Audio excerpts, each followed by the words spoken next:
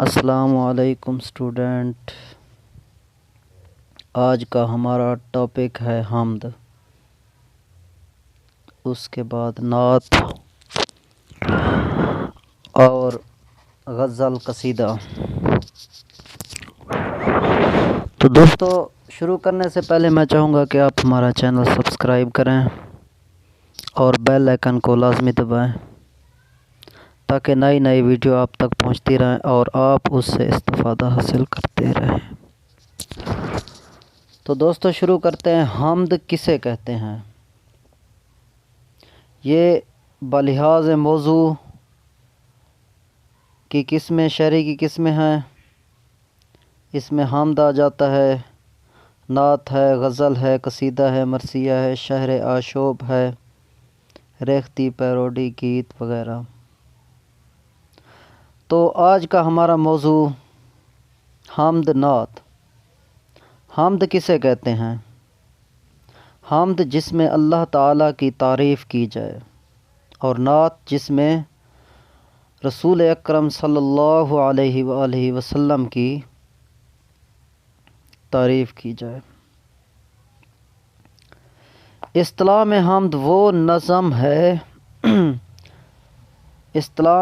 وہ نظم ہے جس میں باری تعالیٰ کی صفات، اللہ تعالیٰ کی صفات ہیں۔ وہ رحمان ہے، وہ رحیم ہے، وہ خالق ہے، وہ مالک ہے، یہ ساری اللہ تعالیٰ کی صفات ہیں۔ قرآن مجید میں اللہ تعالیٰ کی صفات موجود ہیں۔ قرآن مجید میں اللہ تعالیٰ کے ناموں کے حوالے سے تو اس کی 92 صفات ہیں۔ تو یہ صفات، اصطلاح میں حمد وہ نظم ہے جس میں اللہ تعالیٰ کی صفات، عظمت اور قدرت کا بیان ہوتا ہے۔ اس کی ہمہ پہلو تعریف کی جاتی ہے۔ حمد کا موضوع اتنا وسیع اور متنوع ہے جس قدر خدا اور اس کی کائنات، اللہ تعالیٰ کی قدرت غالب ہے، اور اسی طرح حمد کا وسیع ہونا اور متنوع ہونا، موضوع بہت وسیع ہے، وسعت زیادہ رکھتا ہے، کیونکہ جتنی بھی اللہ تعالیٰ کی تعریف کی جائے کم ہے۔ ٹھیک ہے نا؟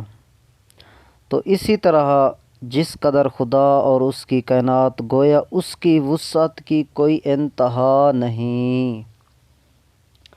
اللہ تعالیٰ کی جتنی بھی تعریف کی جائے کم ہے۔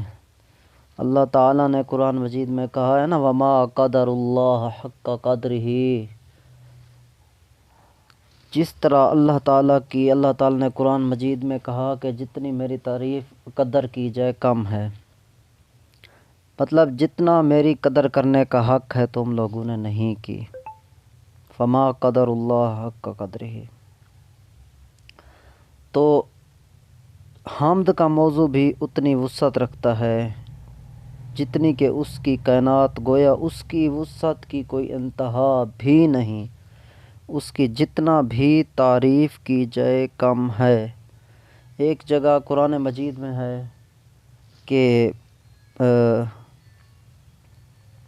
اگر یہ سمندر، دریا، پانی سیاہی میں بدل دیے جائیں تو اللہ تعالیٰ کی تعریف اور حمد و ثنا لکھنی شروع کر دیں تو یہ بھی اللہ تعالیٰ کی حمد و ثنا اور اس کی تعریف میں یہ پانی، مطلب سمندر، دریا کا پانی تو ختم ہو سکتا ہے مگر اللہ تعالیٰ کی تعریف کا حق ادا نہیں ہو سکتا۔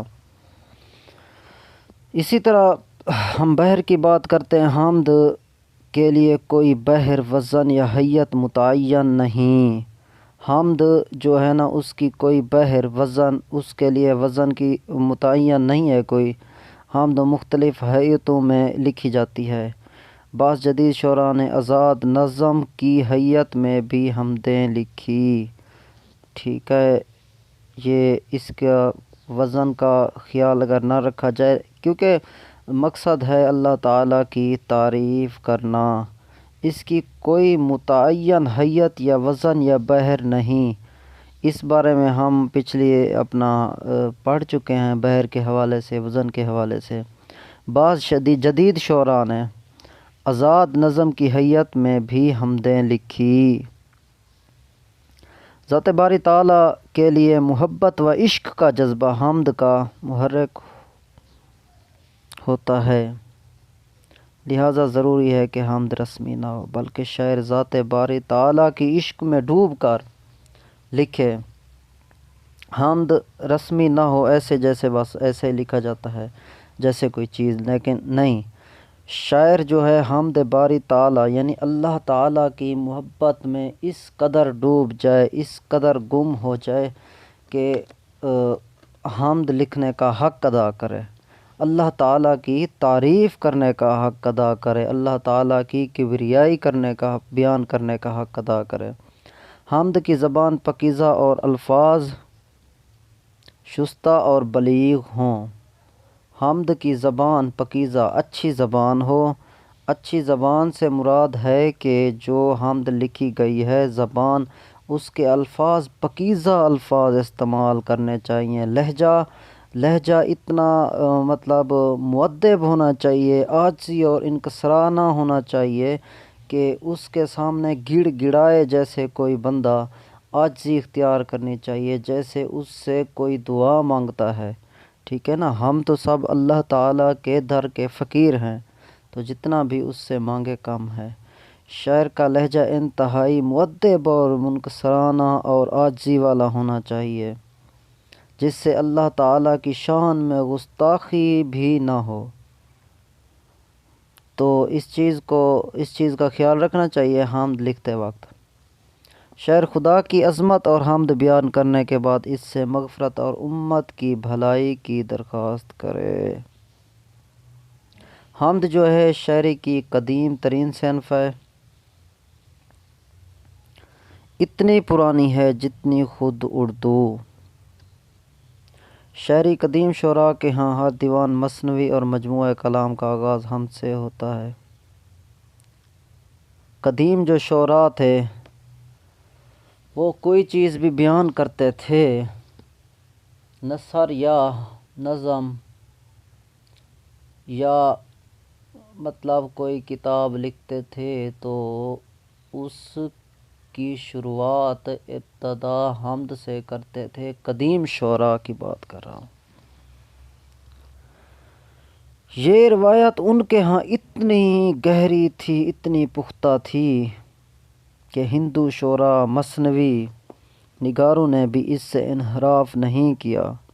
ہر دیوان کی پہلی غزل حمد ہوتی تھی، ہر مثنوی میں آغاز قصہ سے پہلے مثنوی نگار بھی حمد کہتا تھا۔ شعراء نے بطور خاص الگ حمدیں بھی لکھی۔ ترقی پسند تحریک نے ادب میں مذہبی اور روحانی روایات کے خاتمے کی کوشش کی، اس سے دور جدید کے بعض شعراء حمد کہنے کی سعادت سے محروم رہے۔ دور جدید کے ایک شاعر باقی صدیق مرحوم کی ایک حمدیہ شاعر ملاحظہ فرمائیں، وہ کیا ہے؟ تو قادر مطلق ہے یہیں وصف ہے کم کیا، آگے کرے ایک بندہ ناچیز رقم کیا۔ تو اسٹوڈنٹ، میں امید کرتا ہوں کہ حمد کی آپ کو سمجھ آ گئی ہوگی، پھر بھی دہرا دیتا ہوں۔ تعریف خداوندی کو حمد کہا جاتا ہے، جس میں اصطلاح میں حمد باری تعالیٰ کی صفات، عظمت اور قدرت کا بیان ہوتا ہے۔ یہ اس کی مختصر تعریف ہو گئی۔ تو آگے ہم بات کرتے ہیں نعت کی۔ نعت کیا ہے؟ نعت وہ صنف نظم ہے جس میں پیغمبر رسول جناب محمد رسول اللہ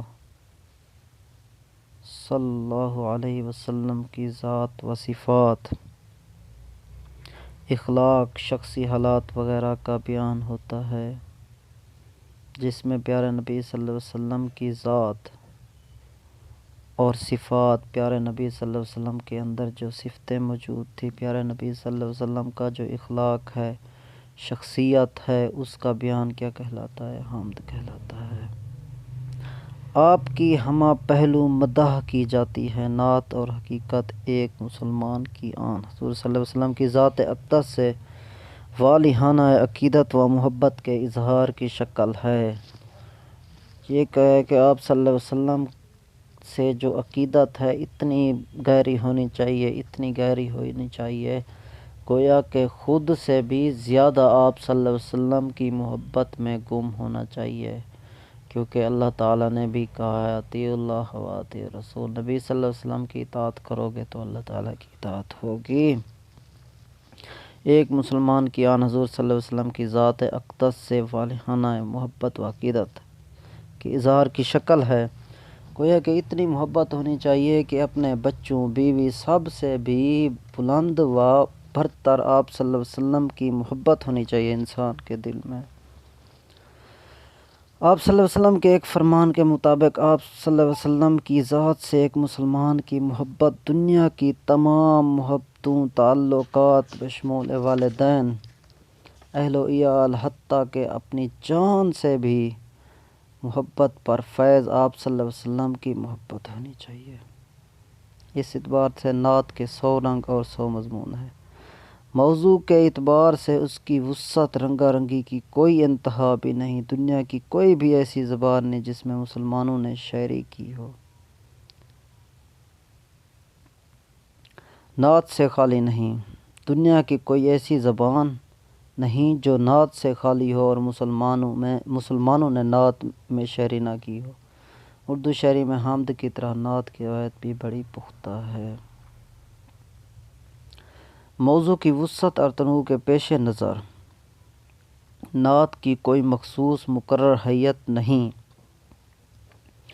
نعت ایک رنگ کا مضمون ہو تو 100 ڈھنگ سے باندھو کے مصداق پر حیت میں لکھی گئی ہے۔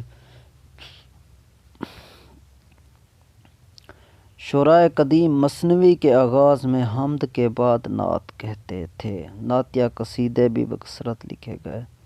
نعتیہ مسدس اور رباعی کا ذخیرہ بھی موجود ہے۔ بعض شعراء نے آزاد نظم کی حیت میں نعتیں لکھی۔